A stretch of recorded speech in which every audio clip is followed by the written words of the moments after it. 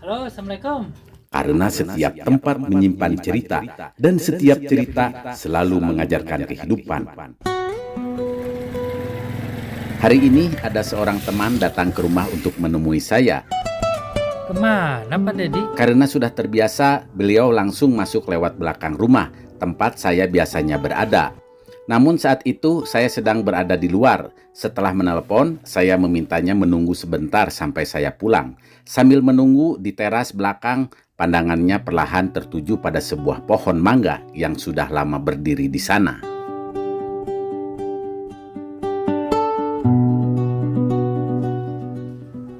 Halo, Assalamualaikum. Pak Ded, lagi di mana? Saya udah di kebun belakang ini.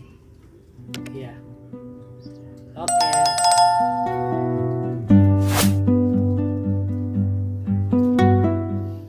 Pernahkah Anda memperhatikan mengapa pohon mangga tidak pernah terlihat terburu-buru?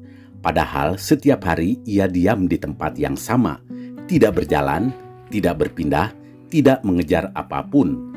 Namun anehnya, tahun demi tahun pohon itu terus bertambah besar, terus bertambah kuat, dan suatu hari tanpa banyak suara, ia menghasilkan buah yang dinantikan banyak orang.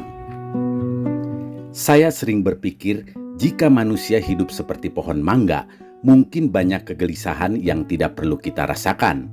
Karena hari ini banyak orang merasa tertinggal, melihat temannya sudah berhasil, melihat orang lain sudah memiliki apa yang belum kita miliki, melihat kehidupan orang lain yang tampak lebih cepat. Tapi ada satu hal yang membuat saya heran. Mengapa pohon mangga tidak pernah iri kepada pohon lain? Mengapa ia tidak memaksa dirinya berbuah saat batangnya belum kuat? Mengapa ia tetap tenang meskipun harus menunggu bertahun-tahun? Jawabannya mungkin tersembunyi di bagian yang jarang kita lihat. Bukan pada buahnya, bukan pada daunnya, tapi pada akarnya. Saat kita melihat pohon yang diam, sebenarnya ada pekerjaan besar yang sedang berlangsung di bawah tanah. Akar terus mencari jalan, terus menguat, terus bertumbuh, meski tidak ada seorang pun yang melihat. Mungkin hidup kita juga seperti itu. Ada masa-masa ketika hasil belum terlihat, ada masa-masa ketika usaha terasa sia-sia, ada masa-masa ketika tidak ada yang menghargai perjuangan yang sedang kita lakukan. Tetapi siapa yang tahu? Bisa jadi saat ini kita sedang menumbuhkan akar, dan akar memang tidak pernah terlihat. Mengapa pohon mangga tidak pernah tergesa? Karena ia tidak sibuk mengejar buah, ia sibuk menguatkan akar, dan ketika waktunya tiba, buah akan datang dengan sendirinya.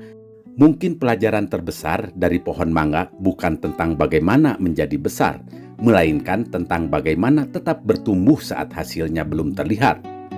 Sebab tidak semua yang lambat itu terlambat. Ada yang memang sedang dipersiapkan untuk tumbuh lebih kuat. Pohon mangga tidak pernah tergesa, namun ketika musimnya tiba, ia memberi buah. Mungkin hidup kita juga sedang menunggu musimnya.